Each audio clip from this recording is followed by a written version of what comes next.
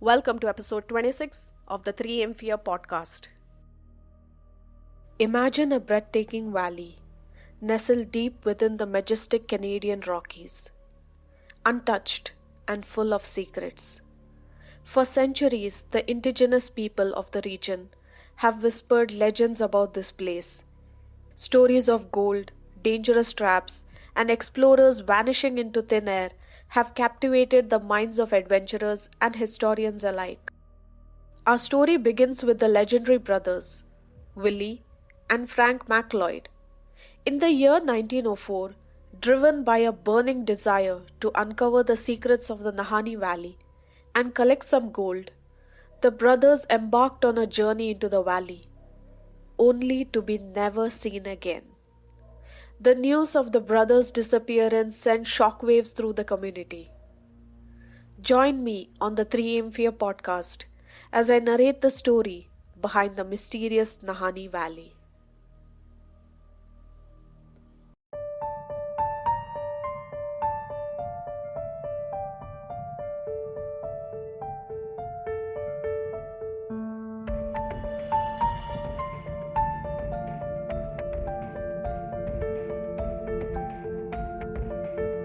Hello and welcome to the 3am Fear podcast.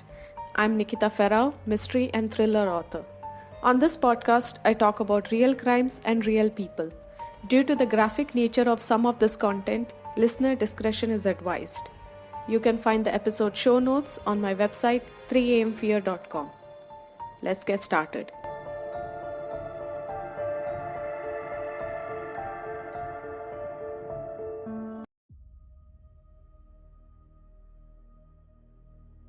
Nestled deep in the Northwest Territories in Canada is an idyllic valley. This remote and rugged terrain stretches for miles and is home to dense forests, towering mountains, and sprawling rivers and lakes. In fact, the Northwest Territories is so vast that it's 4 times the size of Germany, yet it is inhabited by only 50,000 people. But it's not just the size of this Northwest Territories that makes it so remarkable. It is also the fact that so much of it remains wild and untouched. Now within this vast and untamed landscape lies an 11,000 square mile stretch of wilderness known as the Nahanni Valley. It is widely considered to be the most hazardous place in the entire region. The Nahanni Valley is a place of incredible beauty, with soaring peaks and rushing rivers that crave their way through the rugged terrain. But it's also a place of great danger, where even the most experienced people can find themselves in great danger. For centuries, the Nahanni Valley has been shrouded in mystery and legend. Many who ventured into its depths have never returned, and the tales of strange happenings and unexplained disappearance have become a part of its lore. Despite its reputation, however, there are those who are still drawn to this valley, who want to visit its place. For those who dare to explore this valley, the rewards can be great, but they must do so with caution, for the dangers that lurk within its depths are very much real, and the price of recklessness can be steep. Back in 1976, the Nahanni Valley was declared a national park. But don't let that fool you into thinking that this is your typical family-friendly vacation place. The park offers no tourist accommodations or modern conveniences. In fact, there is nothing inside the valley at all.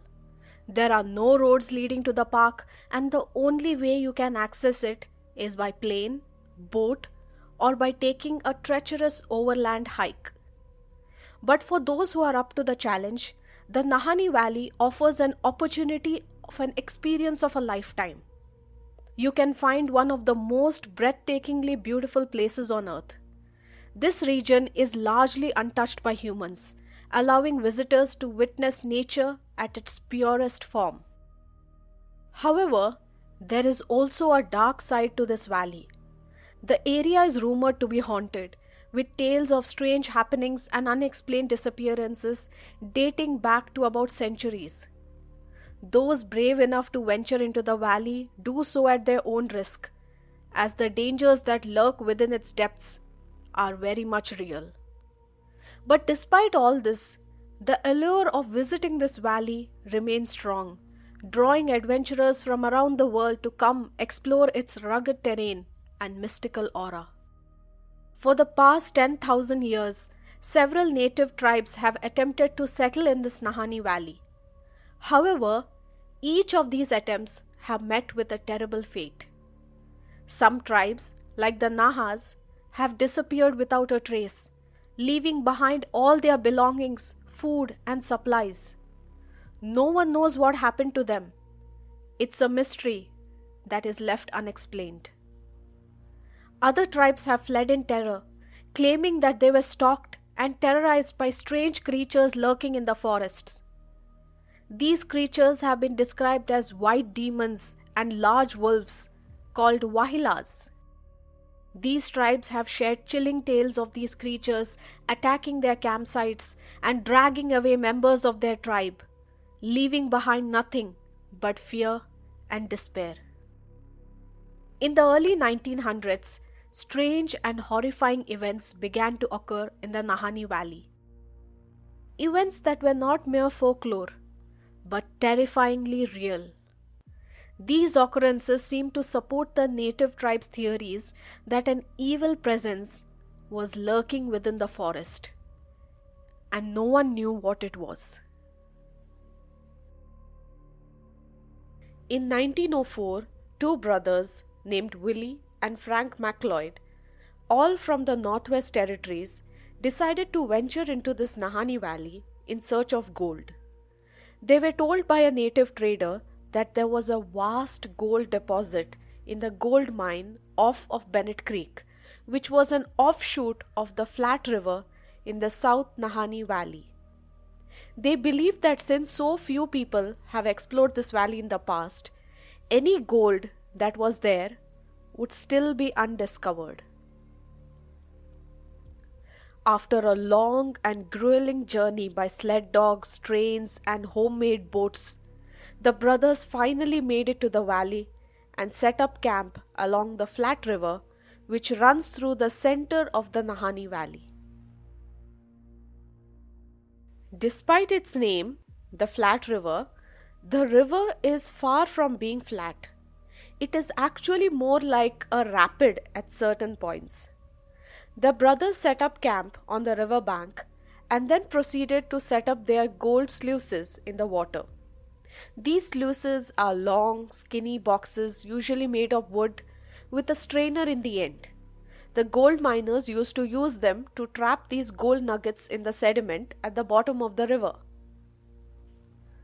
The brothers got their sluices up and started looking for this gold. And they found a ton of gold. So all day and all night they kept collecting. And they did the exact same the very next morning. By the time their containers were filled to the brim, they decided to leave, get their money in exchange for this gold, and come back to collect some more.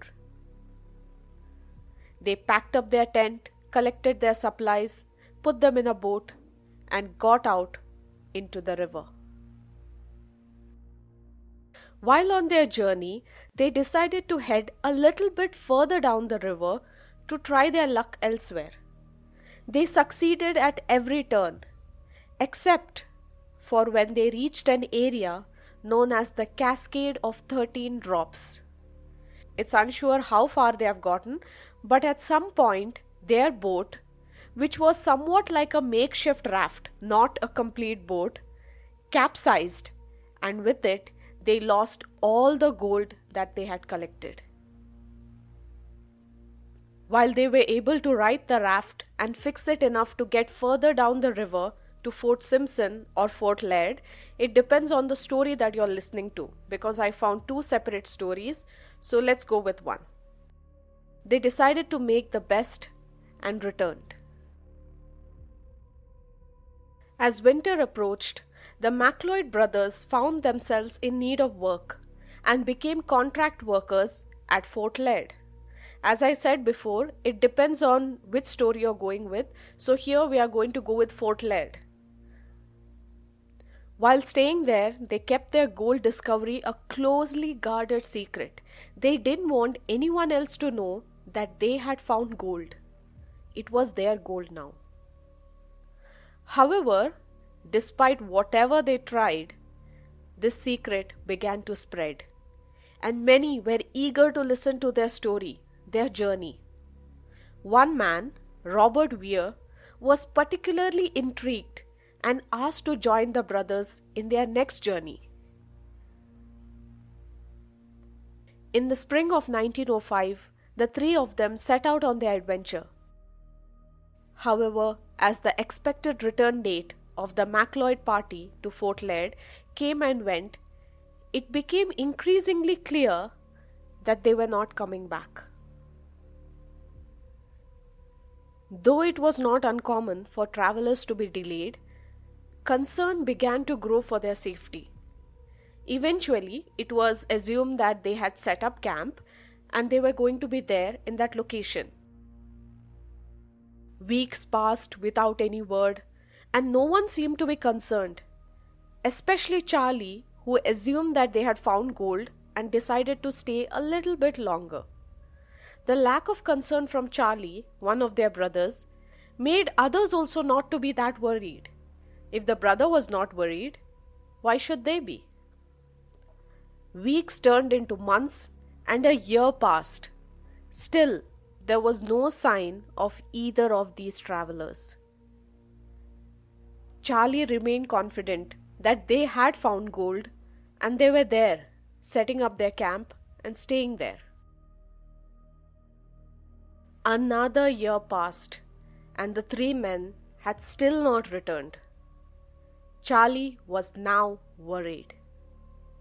He decided to mount an expedition in 1908 to go into the Nahanni Valley in search of his brothers and their friend Robert. He began his trek at Telegraph Creek and made his way to Fort Laird, approximately 100 miles southeast of Bennett Creek. Charlie took a similar route to his brothers, making his way up their starting point for their ill-fated second excursion. Along the way, he asked both native and European people if they had seen three white men, including Robert Weir. After a long and treacherous journey, he arrived in the valley and started making his way upstream along the flat river, scanning the surroundings, searching for any point of life. He had scoured the flat river, hoping to find any indication of where they were, but he found nothing. Finally, he reached the end of the river where it merged with a much larger South Nahanni River. As he began to float downstream, he felt a sense of dread wash over. There was no sign of these missing men. Charlie's heart sank as he contemplated what may have happened to his brothers and their friend. As he continued their search, the landscape grew more and more rugged. The river narrowed and the current grew stronger, pulling him downstream. Charlie knew that he had to be careful if he wanted to make it out alive. As Charlie made his way down the South Nahanni River, he suddenly encountered a sharp turn known as the Big Bend. It was a 45-degree turn that led him into a 10-mile stretch known as the Second Canyon. The South Nahanni River is a massive waterway that spans about 350 miles. As he continued downstream, he passed through the first three canyons, Fourth Canyon, Third Canyon, and now Second Canyon. These canyons are unlike anything that he had ever seen before. Sheer cliffs rose up on either side of the river, reaching heights of up to 3,000 feet above the water. In some areas, the river was so deep that it plunged thousands of feet down. There was very little shoreline, and once you were in the canyon, you were boxed in and you had nowhere to go for about 10-mile stretch of water. The sheer cliff faces were dotted with openings to massive cave systems, and no one had explored them, so there was no way to know what was inside these caves. As Charlie made his way through the canyon, he couldn't help but feel a sense of unease. The water was deep and swift, and the towering cliffs made him feel small and insignificant. He scanned the openings in the cliff faces, wondering what could be lurking inside.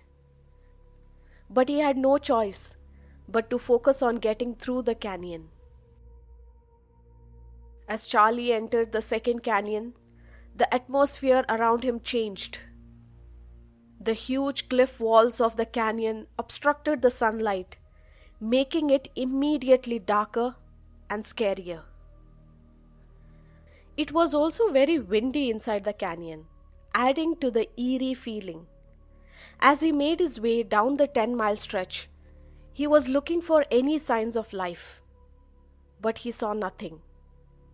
As he approached the end of the second canyon, he noticed a tent perched within some trees on the left-hand side.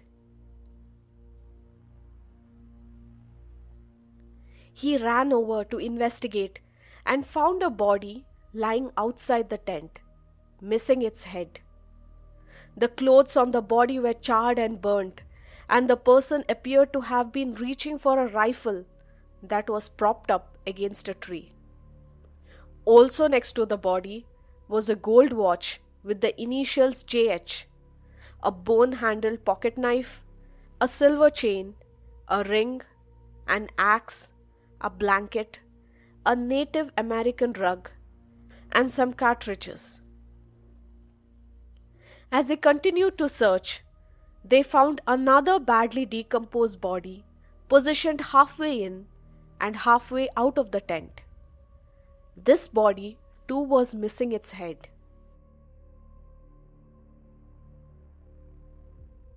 Charlie, looking for the heads of these two people, hoped to identify them, but they were never found. The search party that later came in did find some personal effects, both in the pockets of the bodies and inside the tent, which confirmed that these were Charlie's brothers. The third man, Robert, would never be found. A little down the river, a partial skeleton was found, and this skeleton was said to be of Robert, although it would never be 100% proven. The only clue found in the campsite was a carving on a nearby tree that read, quote, "We have found a fine prospect," end quote, indicating that the brothers did find the gold, but this gold was nowhere to be seen. Charlie left the valley and contacted the police, who launched an investigation. The police concluded that all three men had starved to death and that the animals had taken their bodies, explaining why Robert was found so far away and why the skulls were missing from the two brothers. Charlie did not believe this explanation. He insisted that the men had been attacked by native tribes in the area. But the police dismissed this as natural occurrence and deemed it an accident. The story of the two decapitated men quickly made headlines, causing a stir among the public. Many people had varied theories on what actually happened to these two men. Some believed that the partial skeleton found downriver was not that of Robert Weir, but rather that he had murdered the two brothers and ran off with their gold. Others believed that all three men had been attacked by something or someone, and that's why the brothers were found in such horrifying positions. The police said that it was starvation. But if it was starvation, then why was one brother found with his hand reaching up to a rifle, as if he was scared and he wanted to shoot the thing that was coming to kill him? The circumstances surrounding the mysterious death of the MacLeod brothers remain puzzling. To die in the position that he was found, it would require a sudden and violent death, such as being shot or impaled through the heart or neck. The victim seemed to have been immediately paralyzed and unable to move. If it was an animal attack, then there should have been some signs of struggle, as the victim would have fought back. There was no such evidence at the scene. It remains unclear to what truly caused the brothers' sudden demise. Despite the lack of this clear explanation, the official cause of death differs to what may have actually happened. Charlie was not satisfied with the lack of answers surrounding the deaths of his brothers and the disappearance of Robert. He was determined to uncover the truth and find out what actually happened. With his own theories in mind, he returned to the area and reported the deaths to the Royal Northwest Mounted Police. The police, led by Corporal Arthur Melier, launched an investigation in 1909. Despite extensive interviews with the natives in the region, they were unable to find any clues to what happened to those men. Fred MacLeod, another brother, believed that his brothers died from natural causes. He didn't agree with what Charlie had to say. He even once said that Charlie was sometimes prone to exaggeration. Corporal Arthur's report noted that the little Nahanni natives were friendly and hospitable, and it didn't seem like they were the type of people who would kill someone. Charlie was still unconvinced. When Arthur and Charlie's team arrived at the site where they found the bodies, the area seemed to have been disturbed, making it impossible to determine what actually happened to those men. All that was known was that the two brothers were dead, they were missing their heads, and there was no other information. Because of this, the case remained unsolved. The mysterious deaths did not end with the MacLeod brothers. In 1913, Martin Jorgensen, a gold prospector, decided to ignore the scary stories surrounding this valley, such as the tales of headless men, ghosts, and killers, and decided to focus on extracting this gold that he had heard of. He ventured into the Nahanni Valley alone and trekked up the flat river for miles until he found a suitable spot for mining. This spot was about 70 miles upstream from the Headless Valley. Martin built a one-room cabin and intended to spend the winter there, after which he planned to meet his partners the following summer. Immediately after arriving, he set up his sluices and started mining for gold. Martin discovered a significant amount of gold and sent word to his partners outside the Nahanni Valley, who were eager to listen from him. He told them to meet him the following summer and that he had found this gold. As the summer came, Martin did not show up at their agreed upon meeting spot. This caused his partners to be afraid. They finally decided to go into this valley by themselves and check up on him. Martin's partners went into the Nahanni Valley. They located his cabin, which now was completely burnt down, and they discovered the charred remains of another headless body lying beside it. The body was identified as Martin's, but the cause of death remains unknown.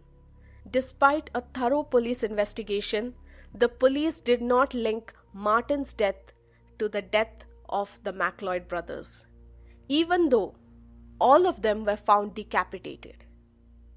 When the public found out, they went crazy. It was quite obvious to them. Martin was killed in the exact same way that the MacLeod brothers were. So it had to be the same thing, the same person, or the same animal. But the police refused to agree. They said these were two separate cases and that there was no connection. The police suggested that Martin died under unknown circumstances and that animals had likely taken away parts of his body, including his missing skull. Despite an extensive search, Martin's skull would never be found. Moreover, the gold that Martin had claimed that he found was also never found. Despite the previous deaths, it didn't stop other people from venturing into the Nahanni Valley. One such person was John O'Brien, who was on an expedition with a partner. John had told his partner that he was going to check his traps and would be back in about 8 to 9 days.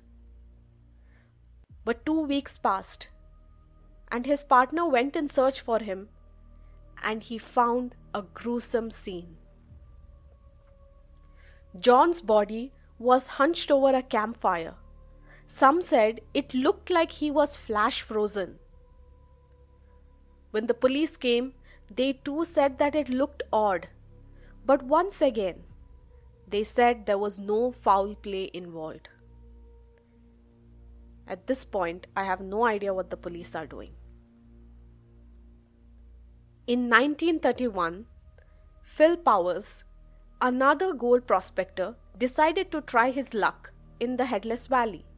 He found a spot off a flat river, he built a cabin, and shortly after, his cabin burnt down with him inside it. Surprisingly, his skeleton was intact. The origin of the fire was on the roof, and it was strange that he did not have an opportunity to climb out of the cabin before it burnt down. And people found that quite odd. Why didn't he just get out of the cabin? This led to the theory that he was dead before the fire even started. Once again, the police concluded that this was an accident. Phil was inside, he was stuck, there was a fire, and he died. In February of 1936, two prospectors or hunters, Bill and Joe, were dropped off by their pilot, George, at Glacier Lake, about 155 miles up the river. They were expected back by May, which was a relatively short journey into the Nahanni Valley. But they did not return. A search was launched quickly by the Royal Canadian Mounted Police, who were aware of the previous deaths in the valley, and they knew that this situation was unusual. They found a burnt-out cabin, but no bodies. The Canadian government issued a warning to all people to avoid visiting the Nahanni Valley. And for some time, there were no deaths, and people started to relax. But this period of calm would not last. In 2005, David Horsey and Fred Hardesty went missing in the Nahanni River Valley.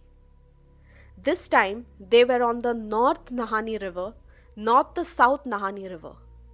They had gone out to stay at a friend's cabin for the weekend, and no one expected anything to go wrong. It was 2005 after all. There were mobile phones, they could easily text message or call out for help. Moreover, these two people were experienced outdoorsmen and had left from Fort Simpson. They left Fort Simpson on June 12th, and this was the last time that anyone would see them alive. 4 days later, on June 16th, The owner of the cabin reported them missing when he arrived to check up on them and found that neither of them were there. There was no sign of struggle, weapons were found inside the cabin, there was plenty of food and water, but they were not there. The search began on June 16th when they were reported missing. By June 23rd, the Royal Canadian Mounted Police had ended their search, deeming that it was no longer a law enforcement matter. Despite this, the families and search and rescue teams continued to search for these missing men, hoping to find them alive. It was only a couple of weeks since they were last seen. Unfortunately, the first body to be found was that of Jose on June 27th.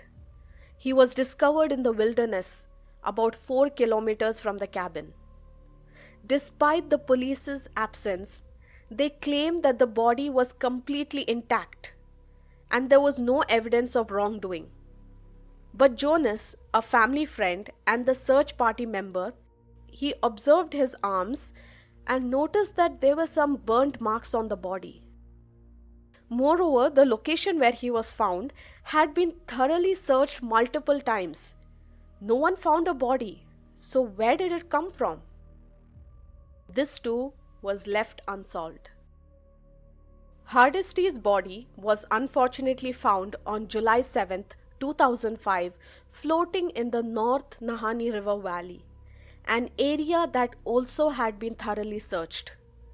He was found in a body of water that is constantly moving, so it was not a surprise that he was found much further away from where they were searching. However, it's still concerning to how the body was found in an area that was already searched. Hardesty was found 20 kilometers away from the cabin. Once again, it was reported that there was no foul play involved. The families of both the men requested in 2018 for the Royal Canadian Mounted Police to reopen the investigation and presented their evidence to support that the case was being mishandled. The RCMP declined to reopen the case. The official cause of death was determined to be hypothermia for Jose and drowning for Hardesty. Jose's sister said that she was not convinced and that a proper investigation was not conducted. She said, quote, "How could two men in one weekend both die? One in the river and one in the bush. It's very unsettling. There's no closure." End quote. Robert Hardesty, one of the brothers, said his family wasn't satisfied with the handling of the case either. He said, quote, "There's too much evidence they didn't look at that we found." End quote, said Hardesty, adding that they found his brother's shirt with a big hole in it. Quote, "like a shotgun blast." End quote. There are some who believe that the disappearance of the Nahanni tribe may be connected to supernatural events. It's also worth exploring the question of why the tribe vanished in the first place. Some say that the tribe may have had the advanced knowledge that something was not right, of an impending attack, and they decided that the best thing to do was to pack up and leave. Regardless of which side people fell on, the story still had a chilling effect on the Nahanni Valley. The stretch of land in Second Canyon where the two brothers were found was renamed as the Headless Valley, and people became terrified of this area. Even though there were potential gold prospects in the Headless Valley, along the South Nahanni River and in the Flat River, people were not willing to go in and take that risk. The fear of the Nahanni Valley has now spread all along. People are too afraid to venture into the area, and the mystery of what happened to the brothers and to all the people who followed is still unknown. Would you dare to visit this haunted valley? Thank you so much for tuning into this episode. If you enjoyed it, please leave a rating and review on Apple Podcasts or your preferred platform. It really helps me reach new listeners. If you have a true crime story or a case that you'd like me to cover on a future episode, please send in an email. I'll link it in the description. I'd love to hear from you. Don't forget to subscribe to the 3am Fear podcast so you do not miss any future episodes. You can find my YouTube and social media links in the description box so you're always updated on what I'm up. If you love thrillers, I have a free thriller ebook listed in the description. Do check it out. Until then, stay kind and stay safe out there. See you next week.